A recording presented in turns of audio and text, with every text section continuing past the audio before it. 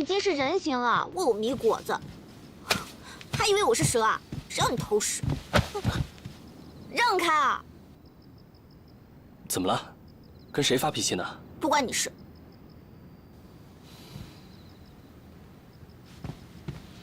气死我！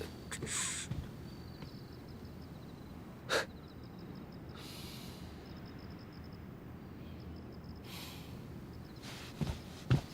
拿着拿着，给你。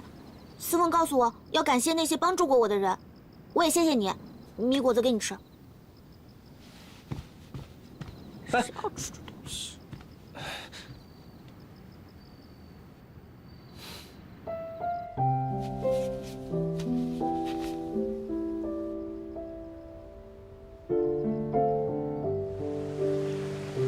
哥哥，这米果子真好吃，你也吃一个。真是个馋猫。若雪，哥哥选拔上离泽公的弟子了。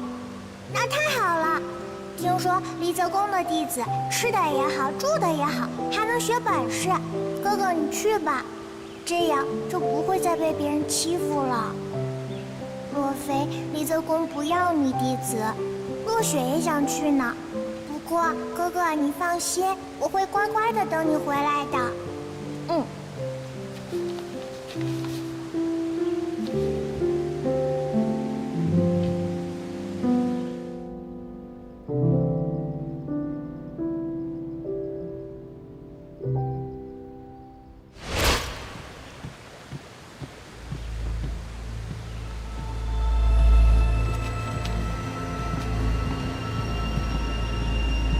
你怎么抱着我妹妹？嘘，你要听话，不然她就永远醒不过来。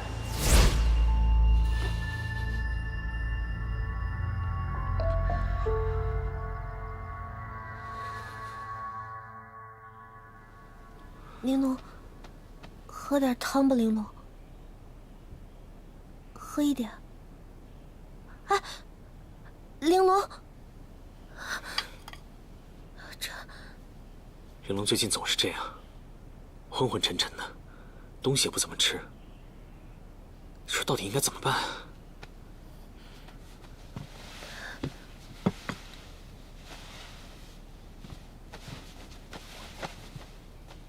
我看他也不曾发烧，怎么办啊，刘师兄？这样下去不行啊！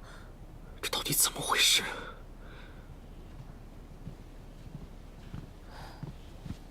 司凤。司凤，这是元神与身体分离太久所致，玲珑开始对身体失去了控制。那我们不能再等了，我们去不周山吧。我们现在就走。不周山是要去的，但我们也不知道去哪儿。自从上次东方夫人提到不周山，我就一直在查，可地图上并没有这个地方。上古神话里，水神共工不敌火神祝融，撞倒了不周山。天穹塌落，起了滔天洪灾。这不周山既然能顶天，应是极巍峨的山脉，怎么地图上会没有呢？会不会是因为年代太久远了，所以跟高石山一样改名字了？那小妖遇害之前提到了一个西字，说是一直往西找，或许能找得到。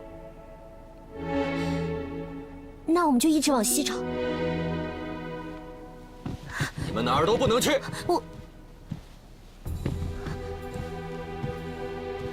爹爹，玄机，之前要不是神剑定坤护主，大妖鞭下你焉有命在？如今又要妄为，倘若你要落到妖族手中，爹爹是救你还是不救呢？难道你也想让我少阳，也跟轩辕和福玉岛一样，损失几百个师兄弟吗？玲珑个人的安危，与少阳相比，孰轻孰重？你心里应该清楚。你只会怨爹爹，可是，你可知爹爹见到玲珑受伤，却要以天下为先，是何等的一种心情？你自以为有情有义，不过是无知妄作罢了。说得好。参见公主，参见师父。少阳的逆徒一次次出乱子，非得拉上我徒儿擦屁股，实在无知妄作。公主所言，我在跟我徒儿说话呢。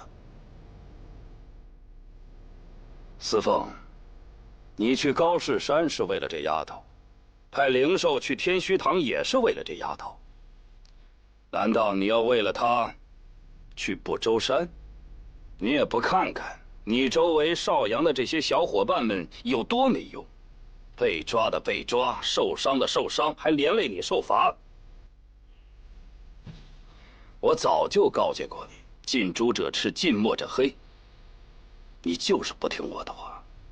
但是，你要明白一个道理：与草包为伍，你也会变成草包，懂吗？玄机，我也要说说你。我们邵阳行事一向是光明正大，要和那些只会用咒驱蛇的门派敬而远之。知人知面不知心，更何况每日里都戴着面具，连表情都看不到。你为人家拼命挡了一边，可是在人家嘴里，你会落得一句好吗？爹爹，司凤，你听听，你自以为情义深重，可人家早就提防你了。你为他出生入死那么多次，人家根本就不记得，他只不过替你挡了一鞭子，却要你为他修庙立碑来感恩，真有意思，有意思。师父，玄机，君子之交淡如水，事事计较真小人。那些抓住话头、睚眦必报的，当断则断。不是这样的。师父，住口！司凤，为师已经说了这么多了，我看你是冥顽不灵。那就这样吧，从即日起，我就把你关起来，就是不让你与草包为伍。师父，走，给我回去。走，司凤，走啊！司凤，你站住！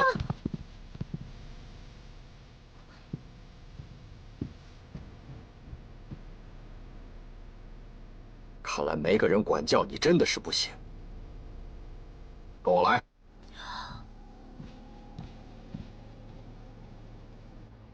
师傅，你怎么来了？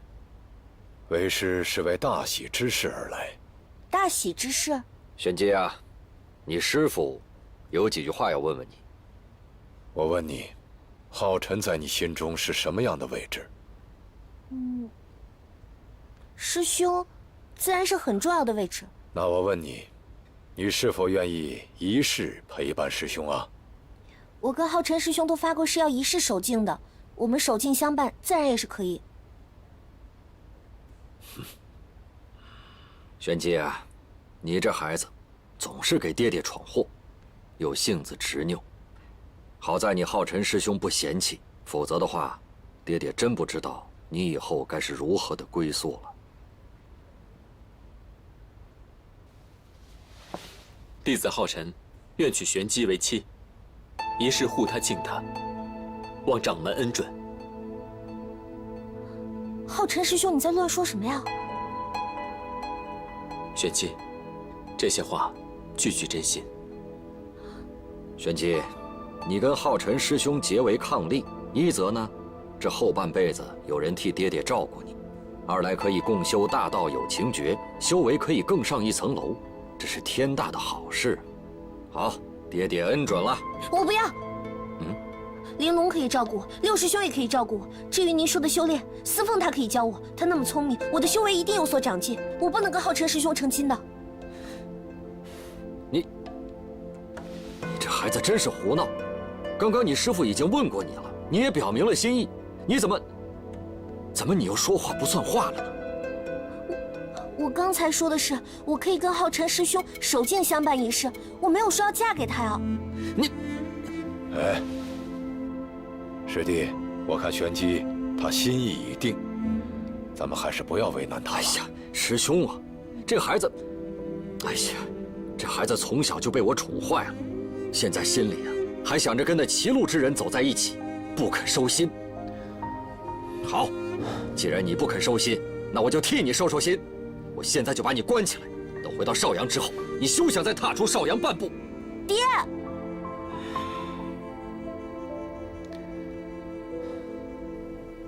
师傅，你还在为楚玄机那丫头犯傻吗？你当真忘了自己是个什么东西了吗？若不是为师及时赶到，你早就被打死在大殿上了。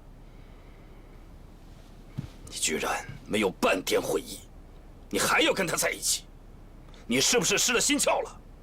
徒儿不曾失了心窍，玄机他拼死护我，徒儿的心已经在他身上了。你说什么？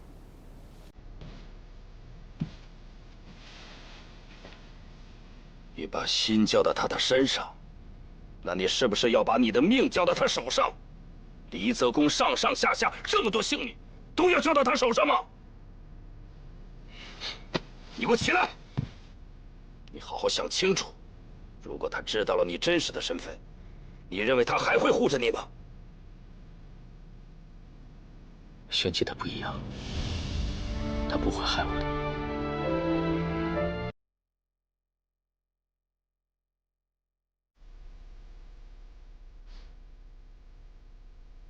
好，既然你要一意孤行，为师成全你。你要死就死得远一点，今后谁要打你、杀你，为师就不管了，就当没你这个逆徒。哼！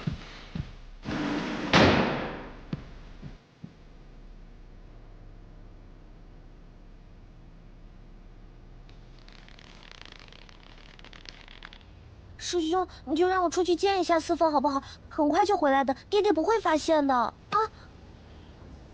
小玄机，违抗师命，那我们的屁股也是要开花的。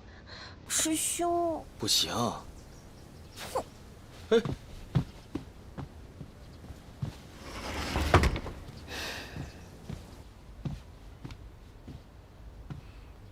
被爹看得这么紧，到底如何才能离开浮云岛？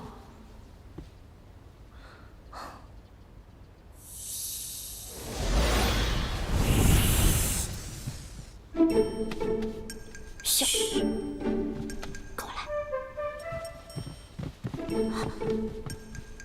你怎么来了？师父让我来问你，是否决定去不周山了？嗯，我一定要去的。那好吧，这个你拿着。这什么呀？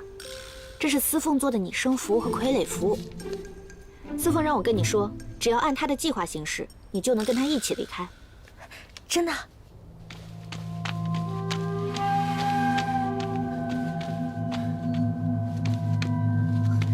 玉儿，玉儿，玉儿，玉儿，玉儿！哎呀，爹可算找着你了，爹跑不动了，跟爹回去啊！我赢了，我赢了！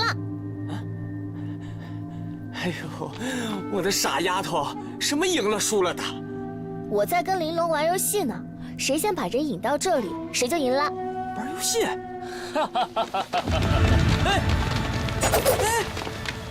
我赢了，怎么样，厉害吧？玩游戏可没人赢得了我。玲珑，他是谁啊？你们要干什么？没错，你赢了。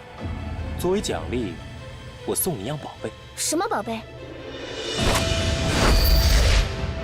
哎，这是什么？喜欢吗？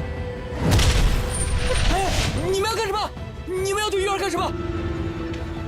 放心吧，我们不会对你的玉儿怎么样。她只是诱饵，我要找的是你。只要你乖乖听话，你的女儿便能安然无恙。梧桐，你说只要我赢了就放了我的，你骗我！都带走。是，走。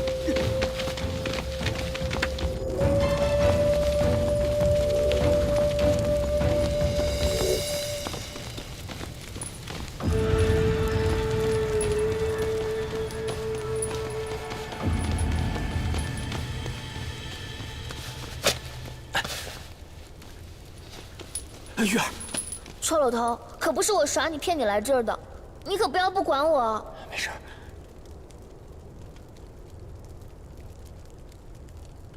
你到底想要什么？有话直说。要找你的人可不是我。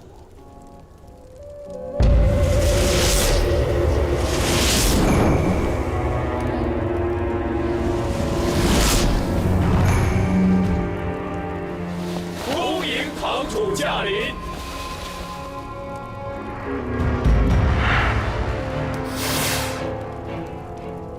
堂主，这里是天虚堂的老巢。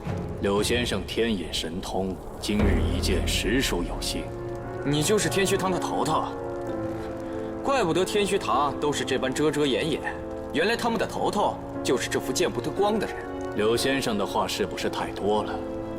我叫你过来，只想问你一个问题。堂主神通广大，天虚堂耳目遍布，还有什么会是天虚堂不知道的？恐怕在下帮不了堂主了。你既开了天眼，就一定能帮得上我。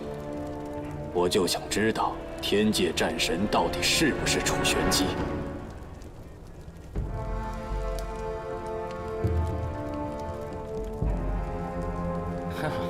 开一次天眼折寿10年，更何况这么难的问题，只怕开了天眼也看不出来，白白折我的寿。我呀，也没有那么多几十年可以折腾，不看不看，打死也不看。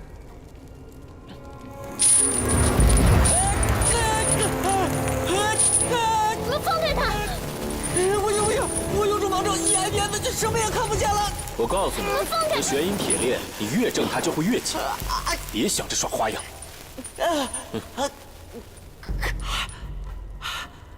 柳先生既受得了植入天眼之痛，这玄阴铁链自然算不得什么。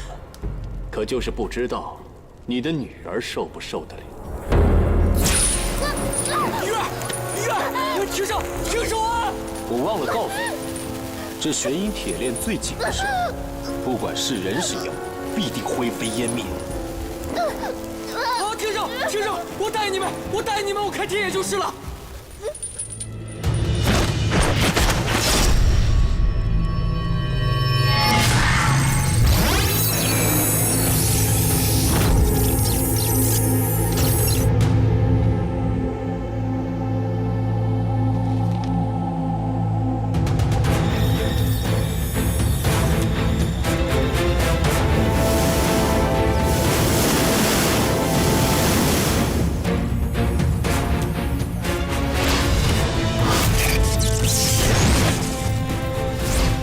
果然不出我所料，战神就是楚玄机，我终于找到你了。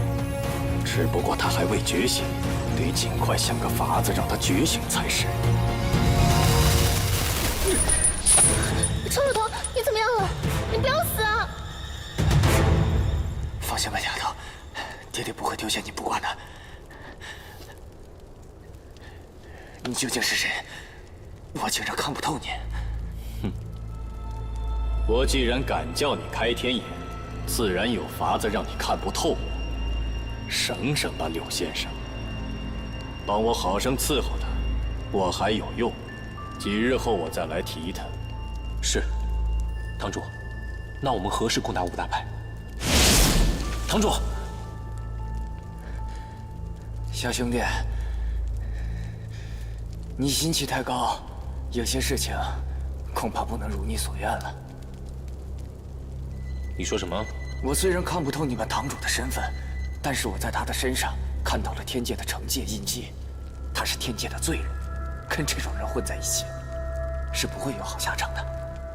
我知道，你想要的不仅仅是苟且偷生，你想灭了五大派，成为五大派之首。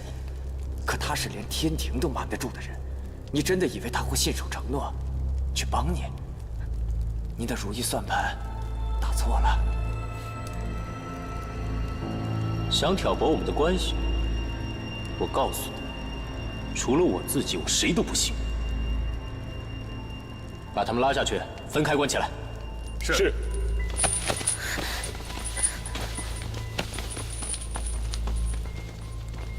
堂主带着天界惩戒印记，那本该进不得不周山才对啊。莫非他有什么法子，能遮住印记不成？难道是飞龙印？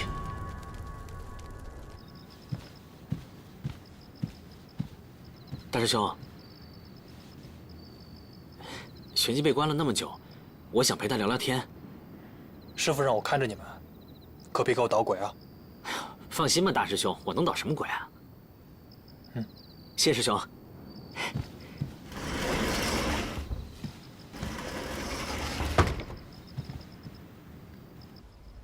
都准备好了吗？大师兄在外面盯得可紧了。司凤的计划不会有问题的。你看，好。六师兄，好无聊啊，我们来玩划拳吧，输的人学小狗。好啊，划就划，谁怕谁啊？哥俩好，三星照，四喜财，五回首。玄机，你输了，快去小狗叫。大点声儿，待会儿给你买肉骨头吃。大师兄，啊，你们俩来的正好，我去趟王房，你们帮我看好玄机啊。是。哥俩好，三星照。玄机，你又输了，快去小狗。哎，小玄机也太笨了，怎么一直输啊？再来。哥俩好。哎，你说他俩干嘛呢？四喜财，五回首。玄机昨日不还在为离泽公那小子肝肠寸断呢吗？怎么今日就……这他们怎么回事啊？继续。现在的年轻人也太会玩了吧！你们俩怎么了？哥俩好。他们……对。四喜财，五回首。不好。哥俩好，三星照，四喜财，五回首。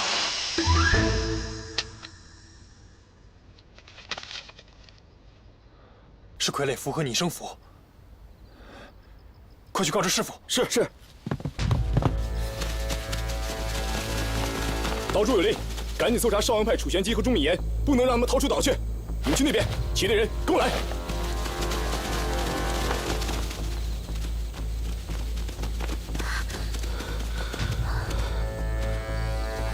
等等，你们私下商量去救玲珑，为什么也不告诉我？是不是不把我当兄弟？若月，你误会了，我们只是不想让你跟着一起冒险，而且我们这次是违背师命出来的，只怕回去必遭严惩。玲珑也是我朋友，我怎么可能坐视不管呢？就算回离泽宫受罚，只要能把人救出来也值了，对不对，四凤？也好，多一个人多一个帮手。说是离泽宫要罚，我们两个人一起。若月，多谢你。现在先不说这些了，剑网还开着，我们先想办法离开福玉岛。我已经让小樱花探过了，剑网还有一处漏洞未修复好，我们去那边。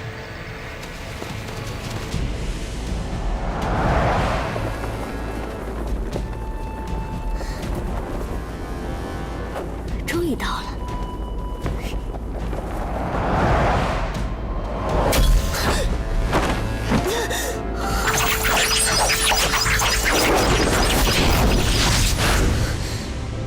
该死的，这福玉岛以为自己是什么宝贝地方，弄了这么个鬼剑网。老娘若不是为了灵石，才不来这破地方呢。今天是上弦日，不能做法修正，只要引开这些看守弟子便好。小樱花，去。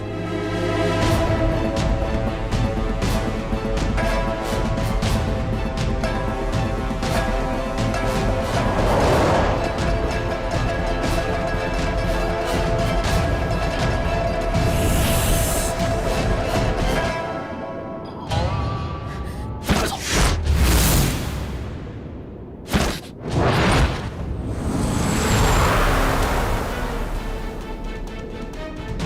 玄机，不管你心中是如何打算的，你都可以告诉我，一切都可以慢慢解决，何必忤逆你爹爹呢？浩辰师兄，我不能跟你回邵阳。我知道你想救玲珑，但此事必须从长计议。玄机，还不跟我回去！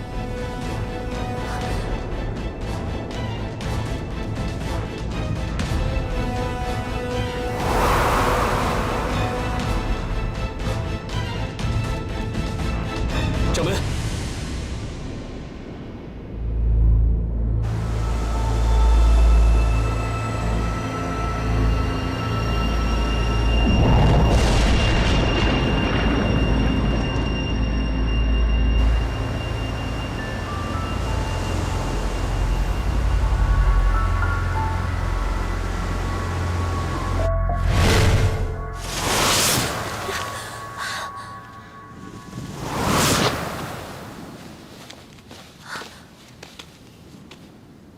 紫狐，怎么是你啊？你怎么会在这儿？你们这些人类真是没有礼貌！刚刚是我好心救你们出来的，你们不是应该谢谢我才是吗？多谢。你们人类不是说要知恩图报吗？那拿零食来报答吧。哦，好你个老狐狸！我就说你怎么一个人跑到修仙门派来了，果然没安好心。告诉你吧，这零食呢早就被天虚堂抢走了，你来晚了。什么？天虚堂真是处处坏好事。那你们快说，那帮臭妖现在在哪儿？哼，我们还想找他们算账呢。可是天虚堂在不周山，我们找遍了地图，也没发现它位置。不周山？原来他们藏在了不周山。这死猢狲被压在焚如城，那里不就是要从不周山进入吗？正好我一起去，摸清了天虚堂和那死猢狲的位置，到时候凑齐灵石也好救他。反正我也要去找天虚堂算账，那我带你们一起走吧。你知道不周山在哪里啊？当然知道了，老娘这1000年也不是白活的。别信他，难保他不是想半路害人。就是。自己走。哎，等等，你们不能走，没有我，你们找不到不周山的。这不周山已经不在人界了。不在人界？没见识了吧？当时共工撞塌了不周山之后，天柱折，地为绝，自此不周山便从人界消失了。就凭你们几个凡人，是不可能找到不周山的。那你要是真知道，你为什么不自己去啊？还好心带我们去。我骗你们干什么？几千年前，不周山坍塌之后，便在此形成了一个魔气十足的魔域。魔族的修罗无意间发现了此地，便占据了此地，并借此魔气修炼。所以久而久之，那里便成了魔族的盘踞之地。不怕告诉你们，我就是在不周山长大的，所以那儿我可熟了。好吧，我姑且信你。那你说，不周山在何处？还是你对我最好。你快说，不周山怎么去啊？是这样，虽然我是在不周山长大的，可是自从仙魔大战之后，魔族就被驱逐出了不周山，他们把焚如城搬到了那里，而且派天将看守，自然不知道回去的路了。你耍我们？急什么？就算我不知道的话，廷奴也知道啊。不过，你们得先帮我找到他。廷奴不是跟你在一起吗？当日在高石山，是你带着廷奴逃走的呀。是没错，那天我们从高石山逃走，我把廷奴安置在了路边，本想一个人去福玉岛查看一下灵石的下落，才不过1炷香的时间，廷奴就不见了。我在附近发现了一些打斗的痕迹，他是被一只很强大的妖抓走的，只是不知道那只妖是什么。难道又是天虚堂？肯定不是天虚堂，我跟天虚堂打交道也不是1、2次了，那么大的妖，我不可能不知道。想来应该是散匿在人间的散妖。哦，绕了这么一大圈，原来就是想拉我们帮忙啊！是又怎么样？你们想去不周山，一定要先帮我救出廷奴才行。廷奴是个鲛人，没有腿，又不能走路，他还不知道会被折磨成什么样呢。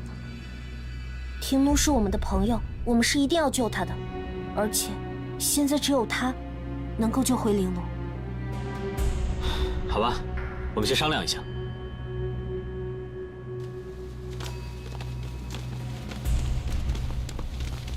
你们真打算和这个狐妖一起走？他诡计多端，千万不要上当啊！不是这样，我们和他一起救出廷奴，合力进入不周山，之后不让他有机会抢走灵石便是。我觉得可以一试，可是我真的不想和妖合作。六师兄，我们现在最重要的是先救回玲珑。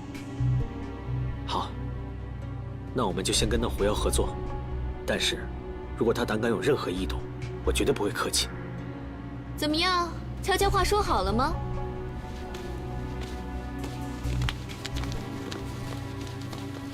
我们先一起救出廷奴，进入不周山之后，再各凭本事办自己的事，怎么样？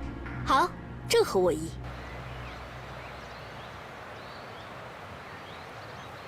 哼，说来说去，都是因为离泽宫那个雨四凤。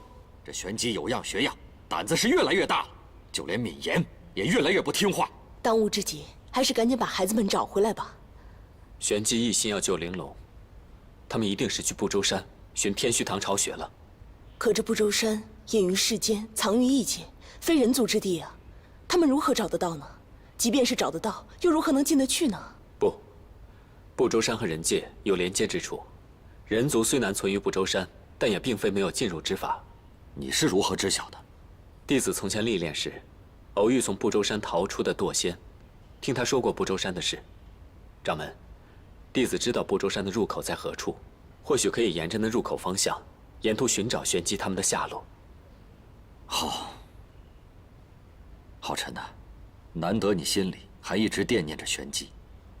这样吧，等你把玄机找到带回来之后，我就找个好日子帮你们定亲。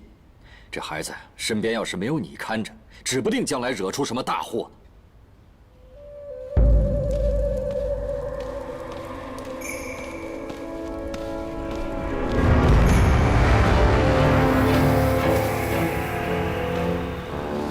堂主，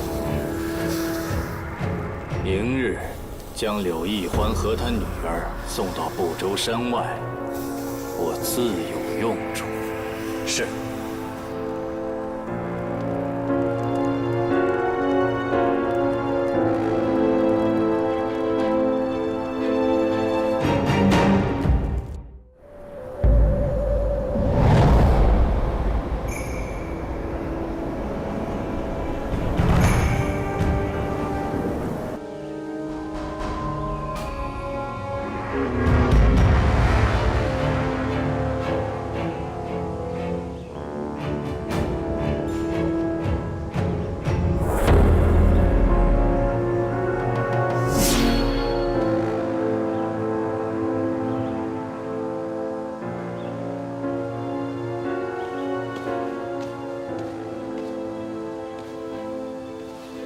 堂主，我要你带的人呢？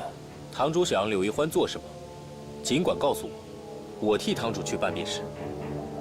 你不必知道。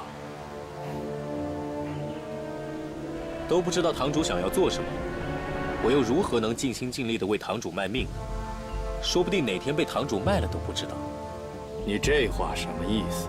堂主自始至终的目的，就是要得取灵石，复活魔煞星，颠覆天界，自己做三界的霸主。我说的没错吧？那又如何？那若是人界修仙五大派愿意臣服于你，你便不杀他们了吗？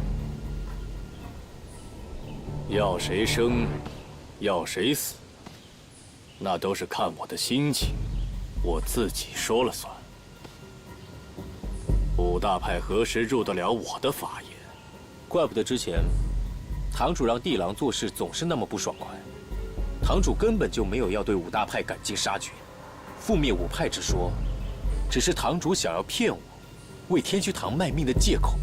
不同，你应该感激天虚堂，不然你早死100次了。你应该庆幸，你现在还在为天虚堂卖命。梧桐自然要感谢堂主给予机会。堂主，不如我们做个交易吧。你继续做你的三界霸主梦，我一定会帮你拿到灵石。但以后，天虚堂的妖兵由我来掌控，我自己去覆灭五大派。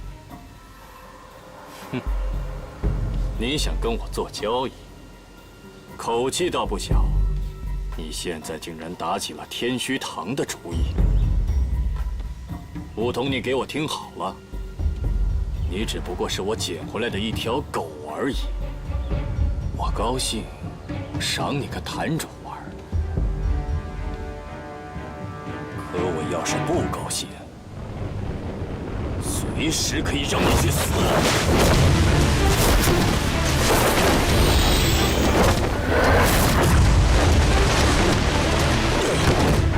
飞龙印。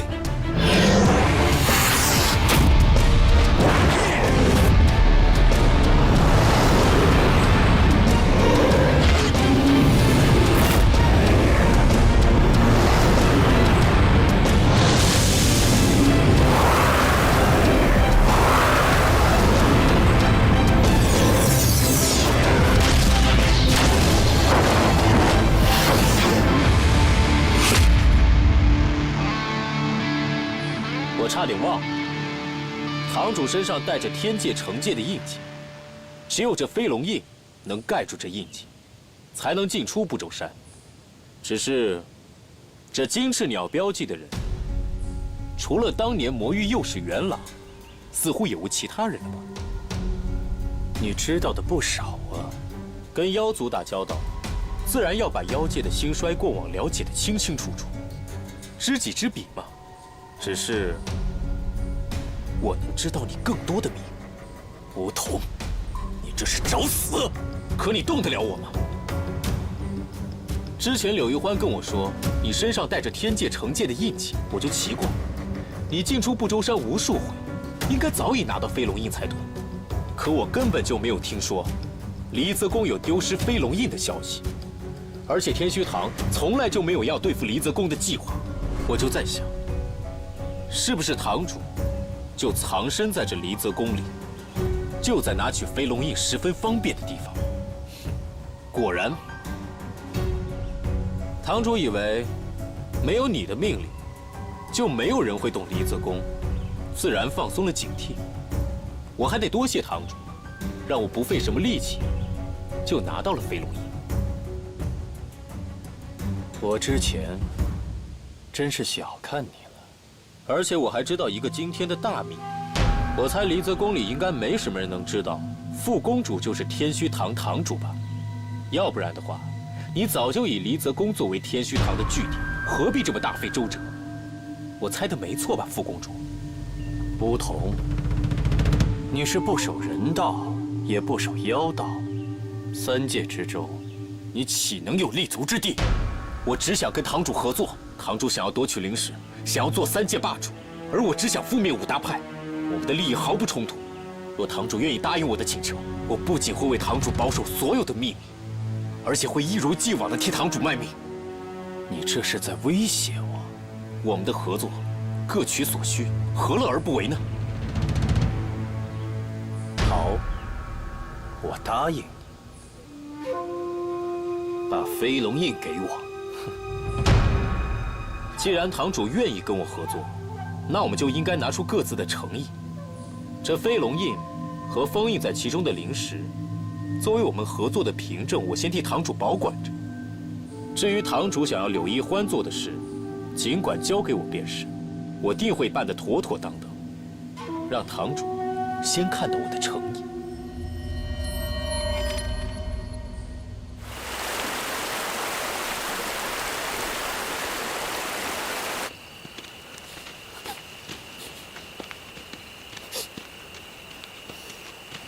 你是狐妖，又不是狗妖，你这一路闻过来，到底能不能行？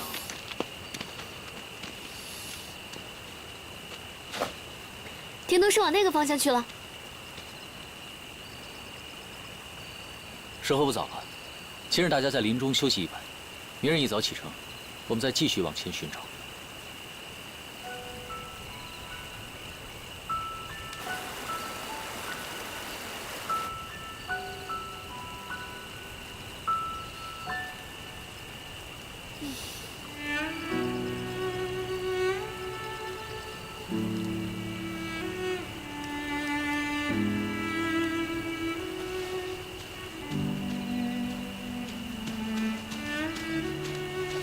给你吃这个。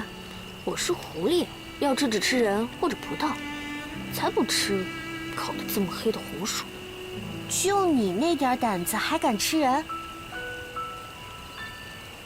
真的不吃？算了。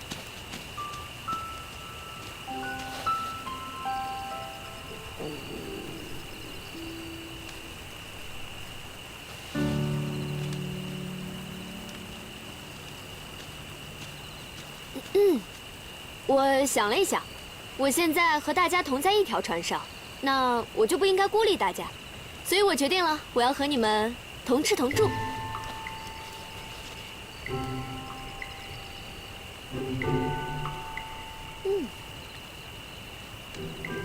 小四凤，你要不要尝一尝？不吃不吃，他不吃这个，他吃我这个。四凤啊。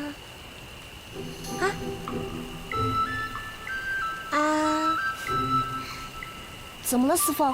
难道我这个红薯没有它的玉米好吃吗？我这个比玉米好吃多了，你快吃啊！啊！我自己来。你放心吧，我对你的小郎君可不感兴趣。那只臭猢狲啊，就够烦的了。对了，我觉得你也不是什么坏的呀，为什么喜欢吴之奇那种大魔头啊？吴之奇才不是什么大魔头呢！怎么不是？天虚堂就是为了要救他，才会把玲珑抓走的。我再说一遍，吴之奇跟天虚堂没有任何关系，他们救他完全是没安好心。吴之奇，他是天底下最洒脱、最自由自在的人。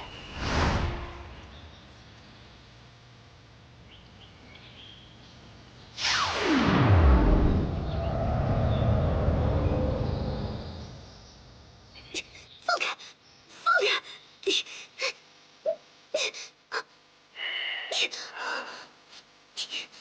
我说这几天怎么满地都是葡萄皮？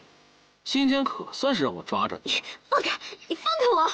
我可是千秋狐族，可凶了！你要是敢伤害我，我的族人一定会报复你的。哦，那你打算怎么报复我呀？把你的葡萄园、西瓜园、南瓜园全部啃光！你怕了吧？哎呀，那就还真不巧了。我呢，恰好是这天底下最凶狠的猴子。你看看，哼，我看你这身皮毛倒是不错的，正好我缺条围脖，扒了给我冬天取暖。哎，小狐狸，小狐狸，你这小狐狸还真是胆小。哼。之后，吴之奇就把我关在葡萄园里，一直捉弄我。我就每天想方设法的逃跑，却怎么也逃不出吴之奇的掌心。我们就这样，一个跑，一个抓狐狸，不知不觉在一起待了几百年。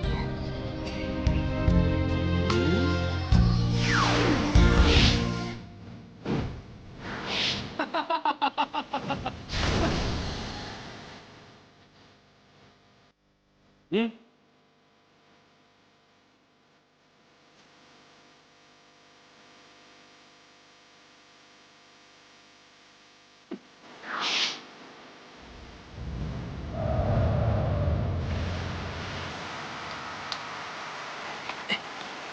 美女，不知芳龄几许，家中可有婚配啊？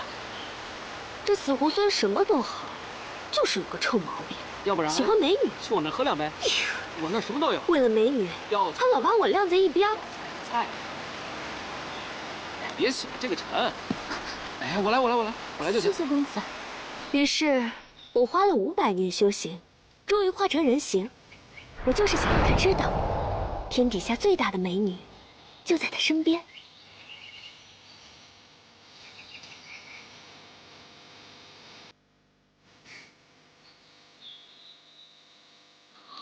吴之奇，你醒醒！你醒醒，看看我是谁？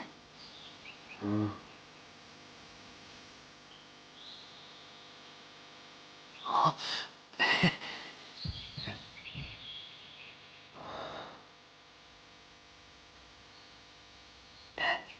美女姐姐，不知芳龄几许，家中可有婚配啊？什么美女姐姐？是我呀，小狐狸，你认不出我了？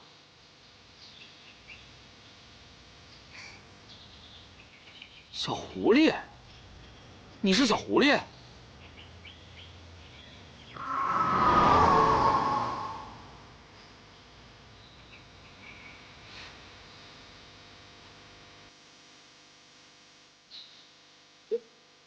你真是小狐狸啊！哎，那你毛呢？你的尾巴呢？小狐狸，你不是喜欢美女的样子吗？那我就变成美女啊！怎么样，我美不美？你吓死我了，你小狐狸！你这还是原来好看呀，毛茸茸的多可爱呀，我抱着很暖和。哎，你变回去吧，好不好？变回去。臭猴子，你气死我了！就这样，我花了500年时间陪在他身边，终于让他看到了我变成美女的样子。可是，我还没来得及让那只臭猢狲迷上我，他就走了。当时修罗族在率领魔界和天界作战，他有个叫元朗的朋友，非要他去做什么魔界左使。啊，臭猢狲这个人，最讲兄弟情义了，我怎么拦也没拦住。他那个时候可威风了，听说都已经要赢了，也不知道为什么，魔煞星被战神给杀了，妖魔族也败了，至此，妖魔族就被驱逐出了不周山，散在人界。胡志奇也被天界给擒了，用定海铁锁锁在了不周山下焚如城的最底层，至今有1000年。都怪我，要是我当时能够拦住他就好了。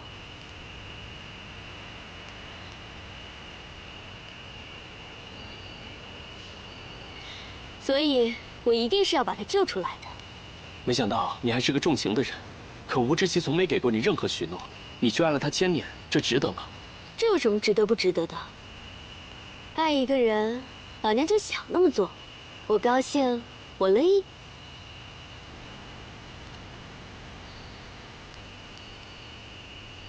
我觉得你这样爱的果断挺好的，比那个东方岛主和他夫人的感情好多了。喜欢一个人，犹豫什么呢？只要能救出吴志奇，做什么我都愿意。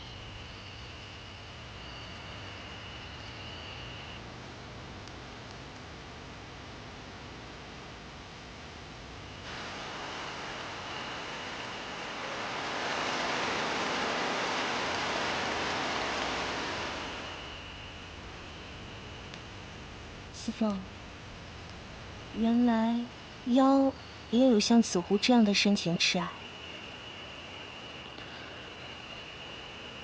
妖也和人一样，他们都是天地间的生灵，也都有真感情。我原来没有想过这些，还以为子狐是那种很轻浮的妖，没想到他这么痴情。我现在都有点喜欢他了。是啊，他之所以抢万劫八荒镜，都是为了在镜中重温他与吴志奇的旧梦。唉，我也想看一下我在万劫八荒镜里看到的那个女将军，她到底有什么样的故事，和我又有什么样的关系？你都已经和你的浩辰师兄天定姻缘了，他都追寻你1000年了，说不定那个镜中人就是他。司凤，你现在的行为是不是可以叫吃醋？没教你的东西倒是学得挺快的。你爹爹不是一直就不情愿你跟我在一起，所以你同我跑出来，说不定你爹爹明日就会给我一个通缉令。不会的，虽然我爹爹呢，他有一些古板，但我知道他心里是疼我的。只要不是妖，他什么都能接受。放心吧，我会说服我爹爹的。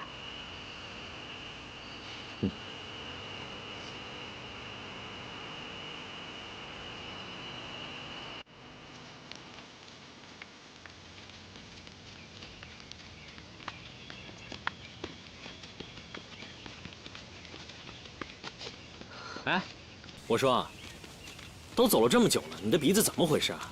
一路闻过来也没找到，到底行不行？庭奴的味道上次就是在这儿消失的，这次还是这样。啊！你这个老太婆，你别想耍花样啊！谁耍花样啊？你是不是傻啊？我要是自己闻得到，我找你们干什么呀？我们到底该怎么找廷奴啊？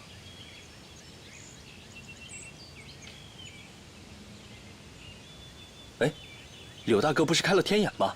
若是我们找到柳大哥，不就等于找到了廷奴？对啊，我们找柳大哥就好了呀。紫狐，你闻不到廷奴的味道，那你能不能闻到柳大哥的味道啊？我又不认识柳大哥，我怎么知道他什么味道啊？小凤凰，站住！别说我不帮你啊！我这有柳大哥留下来的东西。这是什么呀？给我看看。这个不能看。为什么不能看？你给我看看嘛。不能看。为什么不能看？我上次给你看小本子，为什么你这个东西不能给我看？给我看看。不能看就是不能看。为什么不能看？看看。你小子不会是偷看那种东西吧？你少胡说。哪种东西是那种东西啊？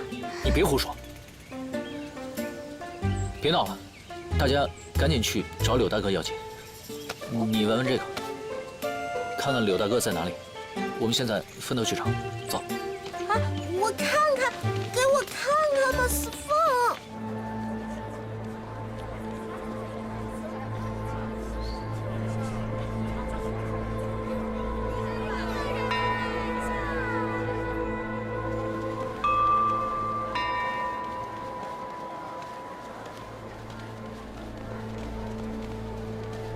我说，你要找的人不会是住在这儿吧？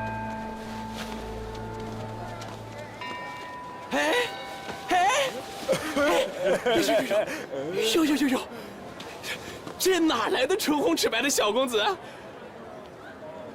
来陪大爷玩玩。疼！哎呀！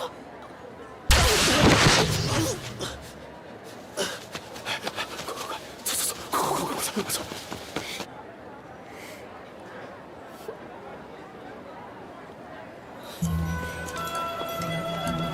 这是庆阳城，你怎么知道柳大哥在这儿？老娘的鼻子还没出错过，除非是像廷奴那样被人刻意封住了味道。就这儿了，走了，走吧，走啊！来，都进来，千万别客气啊，就像到了自己家一样。哎呀，小凤凰啊，俗话说得好，有缘千里来相会。来，坐。是千里来送银子吧？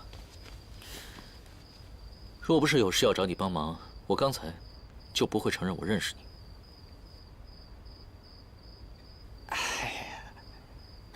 哎呀，你替我付了银子，你就是我的爷。来，爷，请坐。不用，我站着就行。哎，柳大哥，你怎么会在庆阳啊？你见到玉儿了吗？那个，你说玉儿啊？嗯。半个月前，玉儿曾带我去了天虚堂分坛，她说想留在天虚堂。那日混乱，我没有办法留住她。我看见玉儿跟着天虚堂的人走了，所以一时半会儿也没有机会告诉你。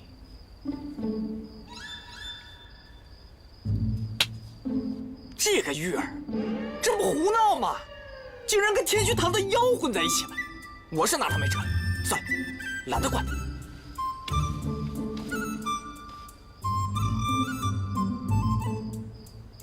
哎呀，这位紫衣大美人是谁呀？哎呀，老天爷真是待我不薄啊！这千年的狐仙大美人都让我给碰见了。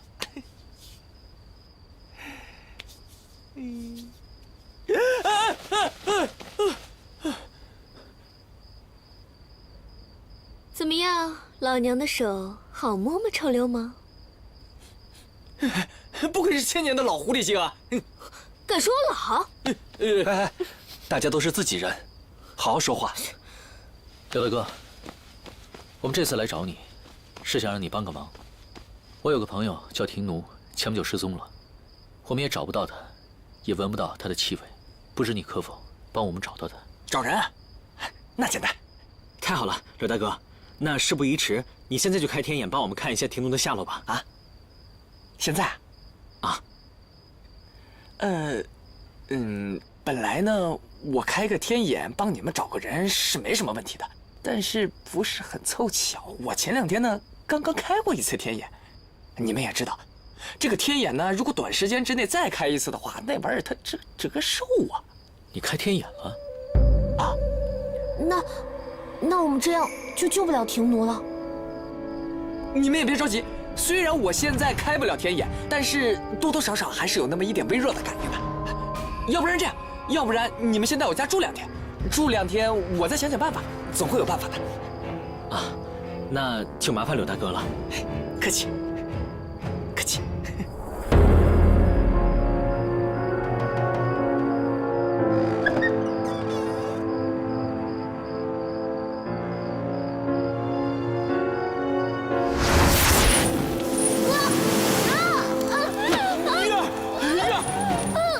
这么水灵的丫头，要是灰飞烟灭，岂不是太可惜了？周老头，快救我，我快不行了！你不要射他，玉儿，你别动他。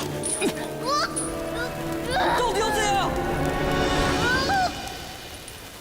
我要你去做一件事，这是万劫八荒镜，你带着他去找楚玄机，让他照照这面镜子。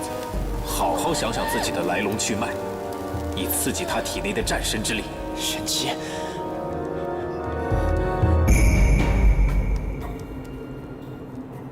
让我柳玉环去做对不起自己朋友的事情，不可能。好。玉儿，玉儿！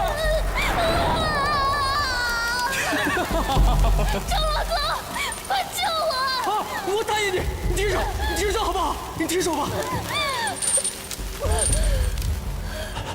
早点乖乖听话不就得了？我只是让你唤醒他的记忆，又没让你杀了他。你想想，堂主想要唤醒战神，可是我听说战神当年连魔煞星都杀了。堂主和战神，到底谁能制服谁呢？疯子！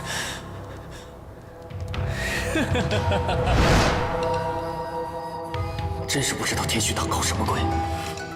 小凤凰对玄机情深意重的，要是因为我害了小凤凰和玄机，那我也太不仗义了。我绝对不能这么做。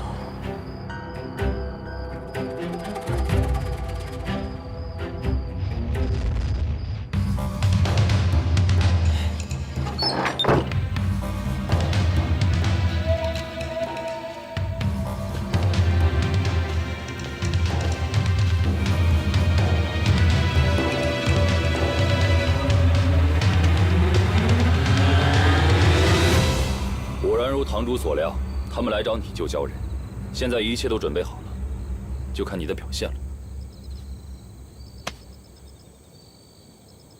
玉儿，玉儿怎么样了？你放心，北坛主就是怕你太想念女儿了，特地派我来把这个交给你。只要你完成任务，就可以见到女儿。或许唤醒玄机战神的记忆也没什么不好的，该知道的迟早会知道。小凤凰，对不起了。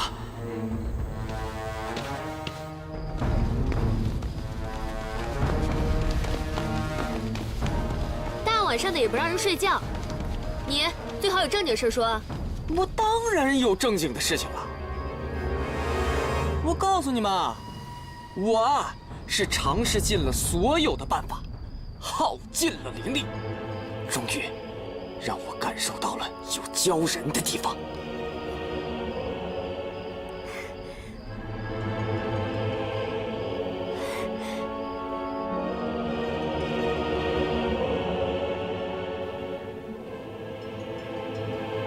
这里是荒岩戈壁。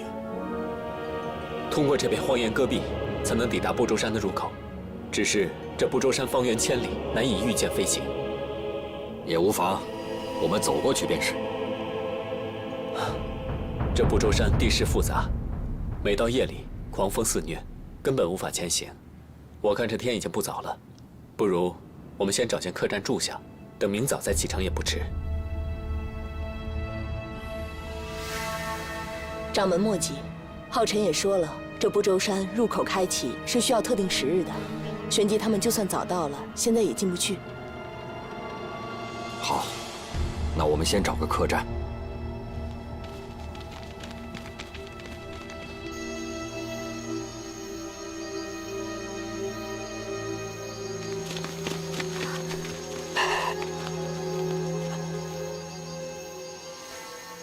庭奴就被关在这儿，门口有妖把守啊。没事，咱们一会儿啊，翻墙进去，偷偷的把人救出来，不打草惊蛇啊。慢着，我总感觉有些不对。此处究竟是什么地方？对方是什么来路？有什么目的？我们都还不清楚。如果就这么贸然闯进去的话，只怕不妥。老娘活了1000年，还没怕过什么。你们几个不敢去，那老娘自己去。哎，庭奴自然是要救，只不过我们大家都要小心一点。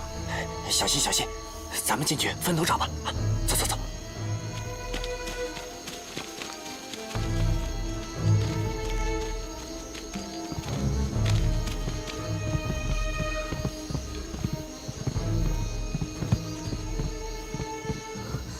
有当康的味道。当康？当康是什么？庭奴的灵兽。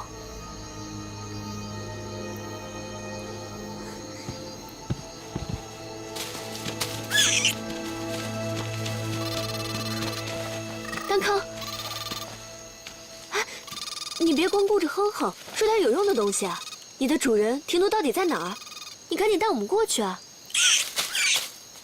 他说庭奴被这里的妖困住了，他刚刚挣开了结界，出来求助。来，小家伙，过来。司凤，你能跟他沟通啊？你听得懂他说什么吗？我之前学过一些兽语，你要想学的话，以后教你。嗯。